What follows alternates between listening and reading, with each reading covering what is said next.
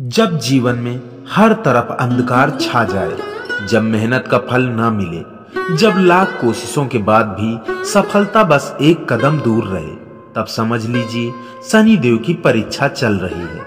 शनि देव वो देवता हैं जो आपके कर्मों का हिसाब करते हैं। अच्छे कर्मों पर आशीर्वाद और बुरे कर्म पर सजा। लेकिन अगर शनि देव प्रसन्न हो जाएं, तो रंक भी राजा बन जाता है। आज हम आपके लिए लेकर आए हैं वो चमत्कारी मंत्र जो शनि देव को प्रसन्न करने का सबसे शक्तिशाली तरीका है। इस मंत्र में इतनी ताकत है कि सच्चे मन से, सच्ची श्रद्धा से इसका जाप किया जाए तो शनि देव खुद आपके जीवन की हर परेशानी को समाप्त कर देंगे। सोचिए वो समय जब आपकी जिंदगी में सब कुछ आपके पक्ष में होगा।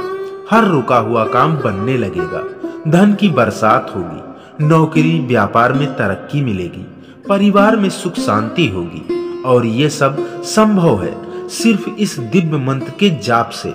लेकिन ध्यान रहे, ये कोई आम मंत्र नहीं है।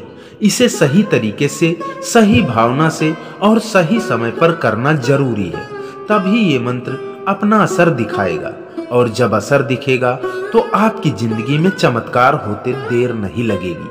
तो इस वीडियो को अंत तक देखिए, जानिए इस मंत्र का सही उच्चारण, सही विधि और वो रहस्य जो शनि देव की कृपा पाने के लिए बेहद जरूरी है। याद रखिए, शनि देव खुश होते हैं तो उनकी कृपा से आप जो मांगते हैं वो आपको जरूर मिलता है। दोस्तों, इस मंत्र को पूरा जरूर सुनिए। अधूरा ज्ञान अधूरा ही रहता है। अगर सच्ची कृपा चाहिए तो इस मंत्र को पूरा सुनकर कमेंट बॉक्स में जय श्री शनिदेव जरूर लिखें। आइए सुनते हैं शनि देव का चमत्कारी मंत्र। ओम ह्रीं सं शनैश्चराय नमः। ओम प्रां प्रीं प्रौं सः शनैश्चराय नमः। ओम सं शनैश्चराय स्वाहा। ओम ह्रीं सं शनैश्चराय नमः। ओम प्रां प्रीं प्रौं सः शनैश्चराय नमः।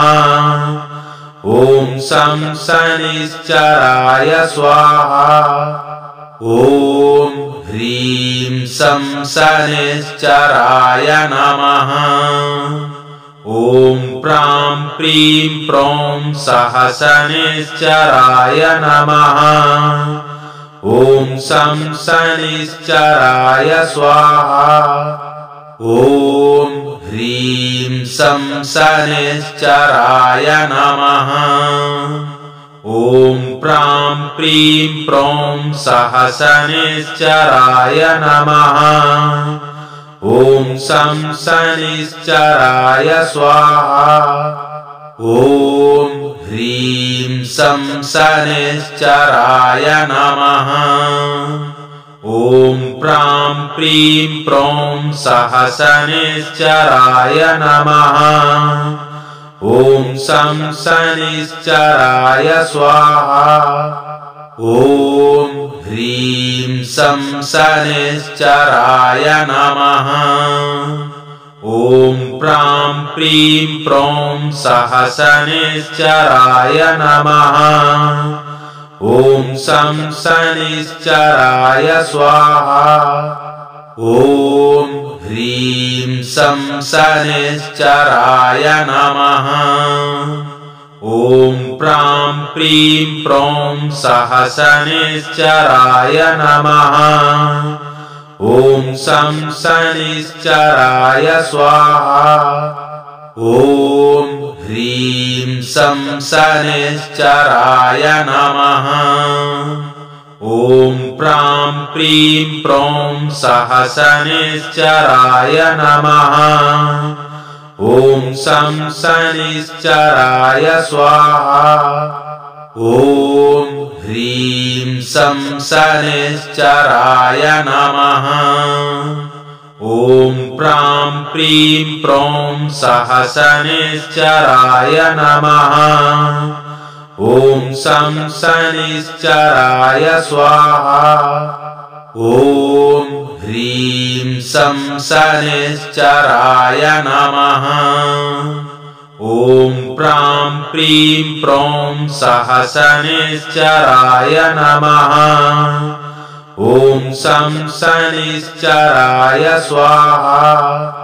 ॐ ह्रीं सं शनैश्चराय नमः। ॐ प्रां प्रीं प्रौं सः शनैश्चराय नमः।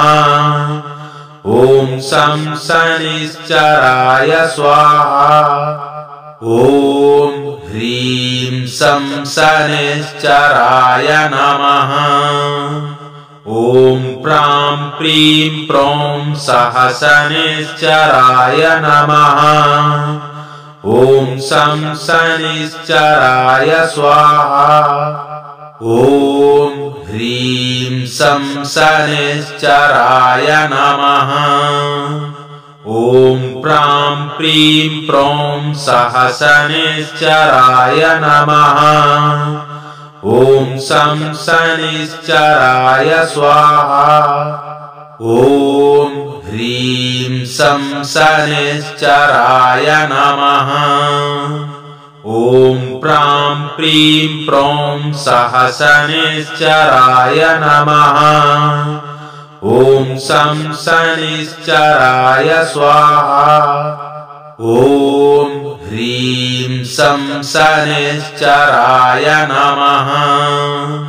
ॐ प्रां प्रीं प्रौं सः शनैश्चराय नमः। ॐ शं शनैश्चराय स्वाहा। ॐ ह्रीं सं शनैश्चराय नमः।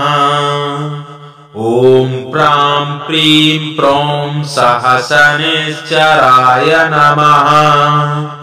ॐ शं शनैश्चराय स्वाहा। ॐ ह्रीं सं शनैश्चराय नमः। ॐ प्रां प्रीं प्रौं सः शनैश्चराय नमः। ॐ शं शनैश्चराय स्वाहा। ॐ ह्रीं सं शनैश्चराय नमः। ॐ प्रां प्रीं प्रौं सः शनैश्चराय नमः। ॐ शं शनैश्चराय स्वाहा। ॐ ह्रीं सं शनैश्चराय नमः। ॐ प्रां प्रीं प्रौं सः शनैश्चराय नमः। ॐ शं शनैश्चराय स्वाहा। ॐ ह्रीं सं शनैश्चराय नमः। ॐ प्रां प्रीं प्रौं सः शनैश्चराय नमः। ॐ शं शनैश्चराय स्वाहा।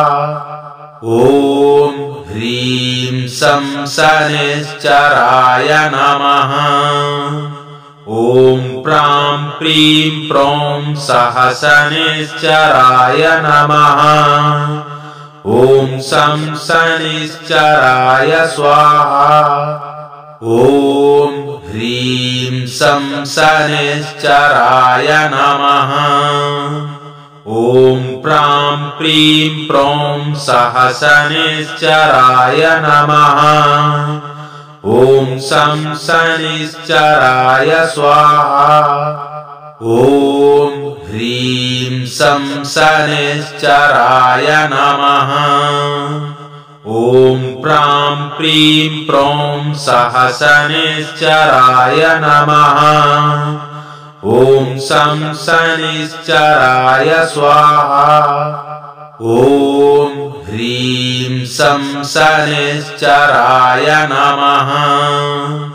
ॐ प्रां प्रीं प्रौं सः शनैश्चराय नमः। ॐ शं शनैश्चराय स्वाहा।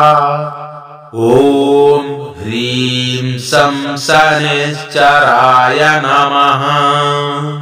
ॐ प्रां प्रीं प्रौं सहसनिश्चराय नमः। ॐ शं शनिश्चराय स्वाहा। ॐ ह्रीं शं शनिश्चराय नमः। ॐ प्रां प्रीं प्रौं सहसनिश्चराय नमः। ॐ शं शनिश्चराय स्वाहा। ॐ ह्रीं शं शनिश्चराय नमः। ॐ प्रां प्रीं प्रौं सहसनिश्चराय नमः। ॐ शं शनिश्चराय स्वाहा। ॐ ह्रीं शं शनिश्चराय नमः। ॐ प्रां प्रीं प्रौं सहसनिश्चराय नमः। ॐ शं शनिश्चराय स्वाहा। ॐ ह्रीं शं शनिश्चराय नमः। ॐ प्रां प्रीं प्रौं सहसनिश्चराय नमः। ॐ शं शनिश्चराय स्वाहा। ॐ ह्रीं शं शनिश्चराय नमः। ॐ प्रां प्रीं प्रौं सहसनिश्चराय नमः। ॐ शं शनिश्चराय स्वाहा। ॐ ह्रीं शं शनिश्चराय नमः। ॐ प्रां प्रीं प्रौं सहसनिश्चराय नमः। ॐ शं शनिश्चराय स्वाहा।